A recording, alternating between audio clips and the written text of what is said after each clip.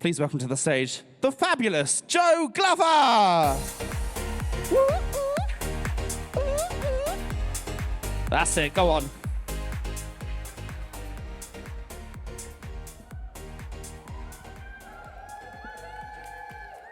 Oh my goodness. Hello everyone. That was like such a British response to someone saying hello. Hello everyone. My name is Joe, and I've been terrified about this talk. I can speak about marketing forever, but this is something different.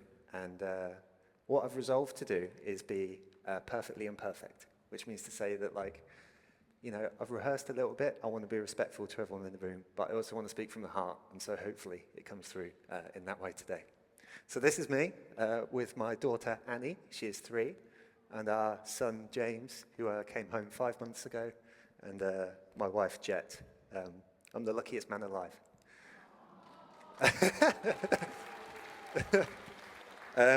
I am 32 years and 113 days old, and yes, I have hand-drawn my slides, so be prepared for some rubbish. And I'm very, very happy to be here today.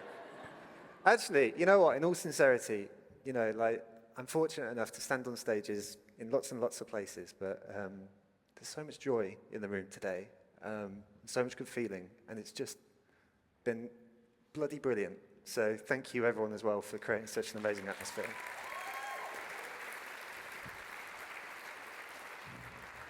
And actually, before I properly get going, like, being an event organizer, I know how much, so much hard work goes into these things too. So there's Kirsty sat over there, but I didn't put a picture of the AV and everyone, the staff working on stage, but they've also done a phenomenal job. So in a very non-British manner, could we summon, like, the loudest round of applause that we possibly could for Kirsty?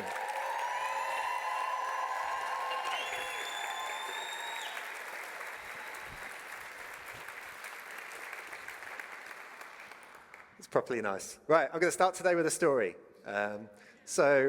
Meet my grandma. Not those people, that lady right there.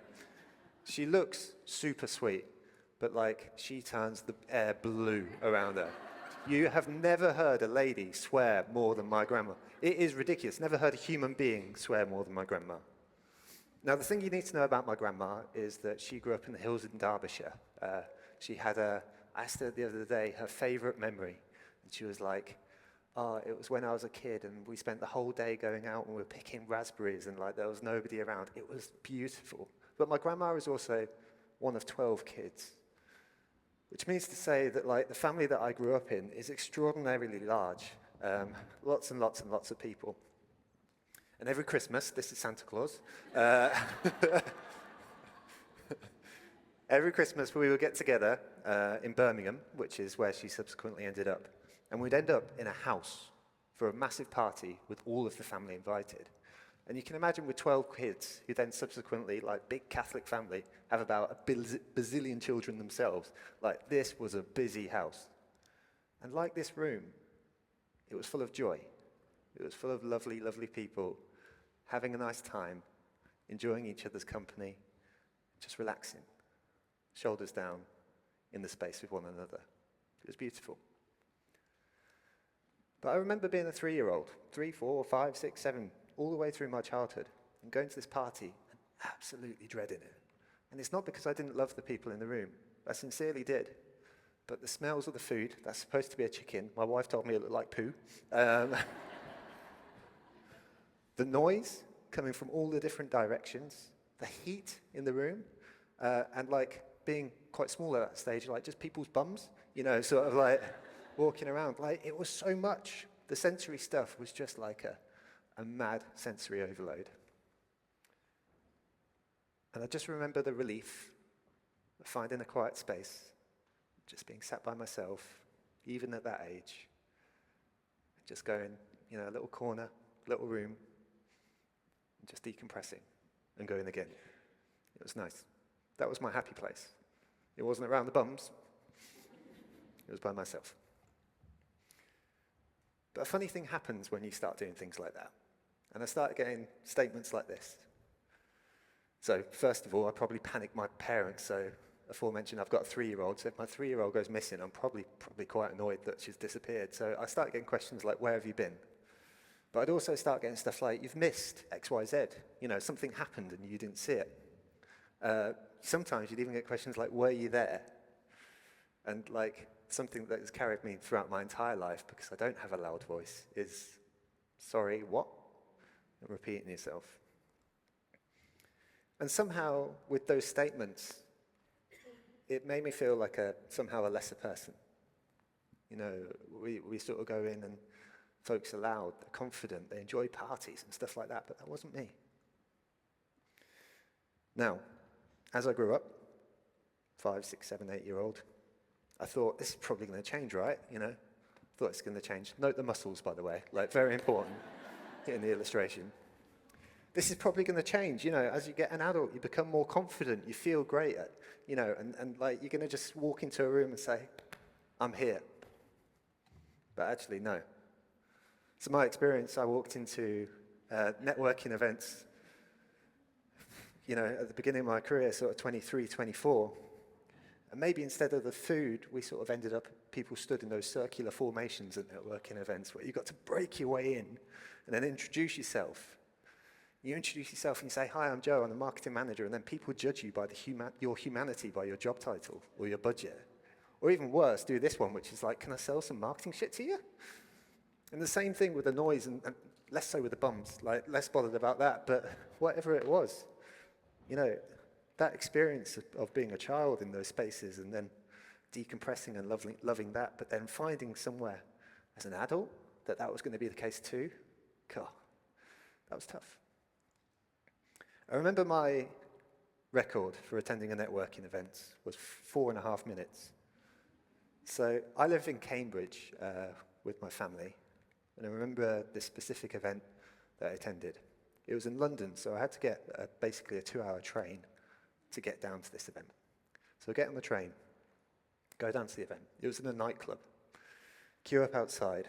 The first 30 seconds were spent getting into the venue, queuing up, going down some stairs into a space. The next 30 seconds were spent surveying the scene, looking around the room, seeing the circles, seeing people sat down, seeing people who already knew one another, and going, whew, that's scary. Next 2 minutes, spent hiding in the toilet, trying to gather the nerves. Didn't manage it, though. So the next minute was spent bolting from the venue straight back up on a 2-hour train back home. It sucked. And for whatever reason, there's this accepted feeling, and I've thought about this a lot before we go in an event called Confdience, that we bow down at the pillar of extroversion, that is confidence. It just ain't.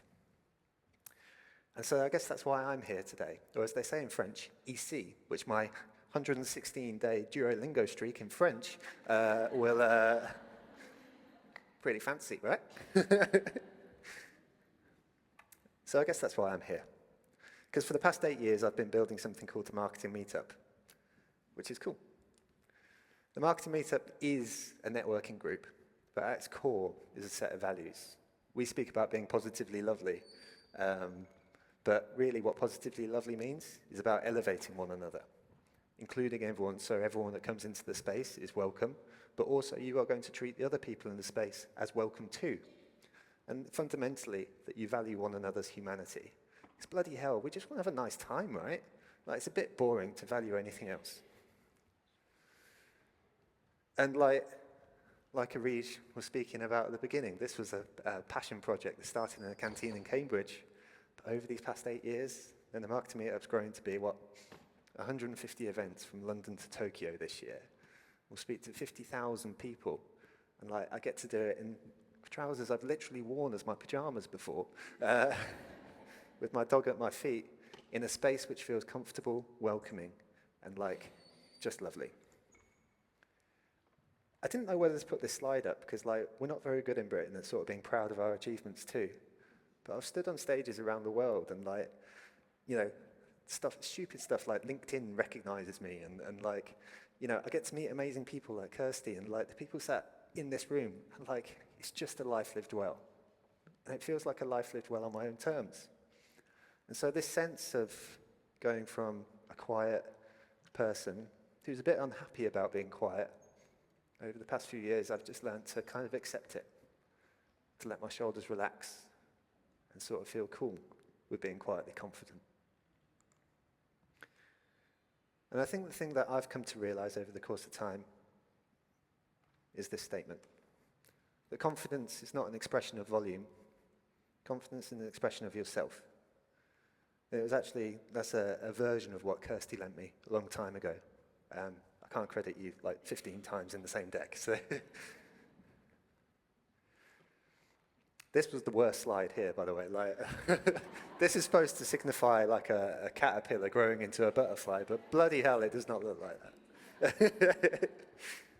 So the rest of this talk, I just want to dedicate it to 3 ideas that have enabled me to relax my shoulders and sort of welcome quiet confidence into my life just a little bit more.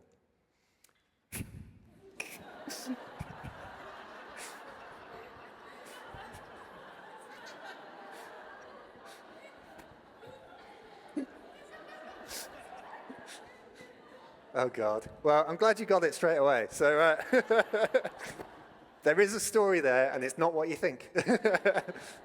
So I'm going to speak about 3 things: finding your field, accepting that there is change in you as a person, and then this final statement, which is you deserve to be here. So first story. All right. First story. So I grew up playing football. I played it morning, noon, night, weekends, after school, before school, whatever I could. It was something I loved. And over the course of time, it was something that I gained competency in.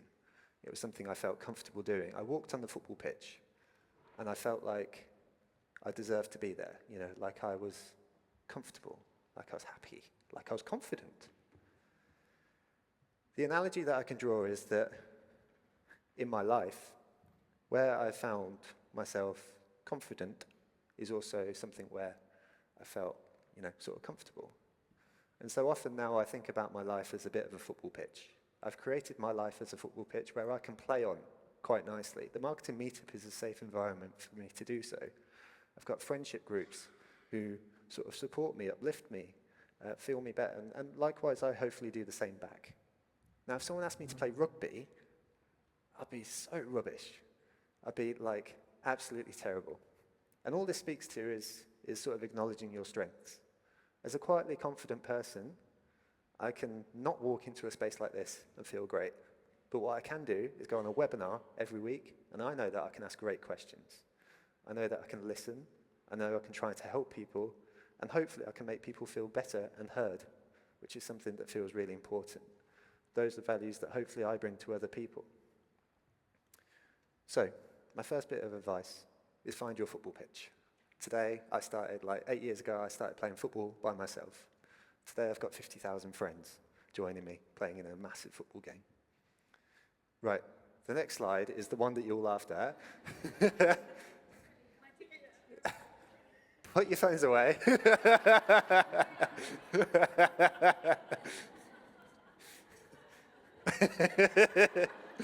Right, let's do it. Right, okay. Okay, right. Fuck's sake. Right.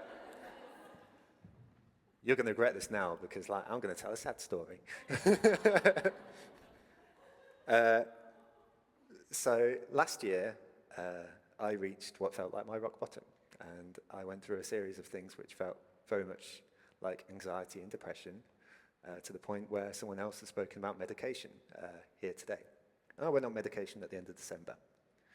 But one of the other things I did was seek out therapy, and then I subsequently sought out coaching. And the coach on our first session, at the end, he asked me to draw a picture that represented my recent life, which makes this way worse, right? And what this is supposed to represent is a series of concentric snakes. So the animal, the snake. And the snake is almost irrelevant, except for the metaphor that the snake sheds their skin. And so they grow, and they shed their skin, and they become a slightly different version of what they were before. Now, in the center of the snake is a version of me a few years ago. And I remember the first marketing meetup event we ran, and someone came up to me and said, "You did a great presentation You were endearingly nervous, which was, fabulous feedback. It was, I didn't take it in any other way.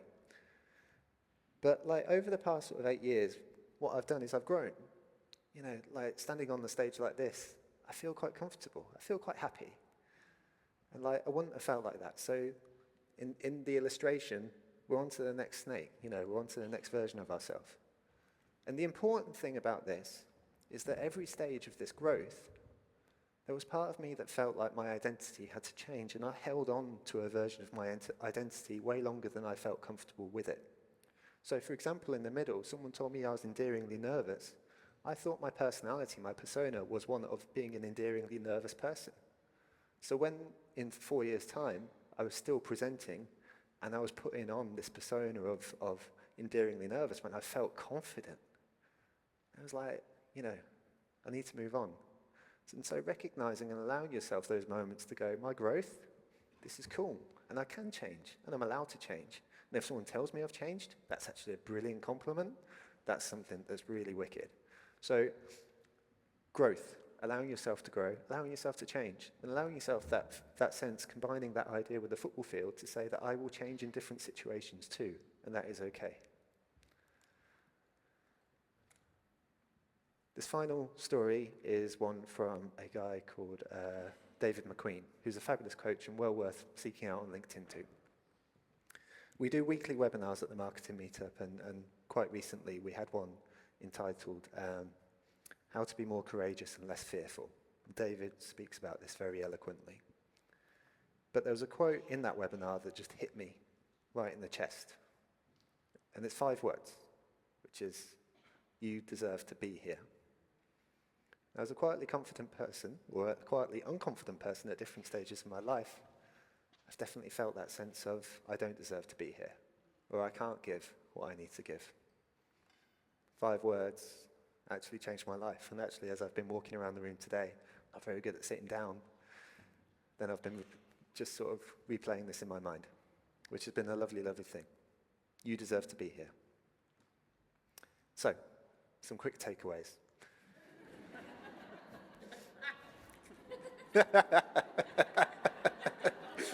Is that right? So, confidence is not an expression of volume. Confidence is an expression of yourself. Find your football field, allow yourself some growth, and you deserve to be here. Finally, you're doing just fine. So, thank you for listening. Confidence Live. Give it up for Joe Glover. That was lovely. And you ended on a joke. I love it.